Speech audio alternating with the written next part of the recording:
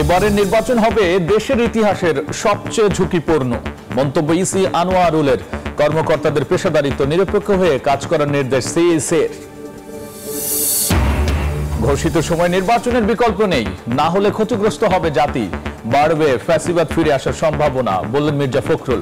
ষড়যন্ত্র ঠেকাতে সতর্ক থাকার আহ্বান।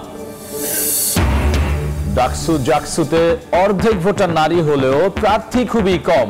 সাইবার বুলিং ও হেনস্থার ভয়ে নির্বাচনে লড়তে অনাগ্রহ। নিরাপদ ক্যাম্পাস নিশ্চিত হলে পরিস্থিতি পাল্টানোর আশা। এই পাশে প্রত্যেকের বাড়ি পানি, এই পানি 12 মাস কাল যাবত এইভাবে থেকে যায়। 6 মাস যদি পতাঘাটে থাকতে বাসা কাছা কিভাবে নিয়ে রাখবো? বছর জুড়ে জলাবদ্ধতায় বিপর্যস্ত ভবদহের জনজীবন। মৌলিক চাহিদা মেটাতেই নাভিশ্বাস। বর্ষা মৌসুমে দুর্ভোগের শেষ নেই, ভিটে মাটি ছেড়ে সড়কে মানবেতর জীবন। এবং মাস জুড়ে উত্তাপের পর কিছুটা কমতির দিকে সবজির দর। এখনো বাড়তি শসা ও কাঁচামরিচ। কমেছে ডিম ও ব্রয়লার মুরগির দাম। ধরাছোঁয়ার বাইরেই থেকে যাচ্ছে মাছের রাজা ইলিশ।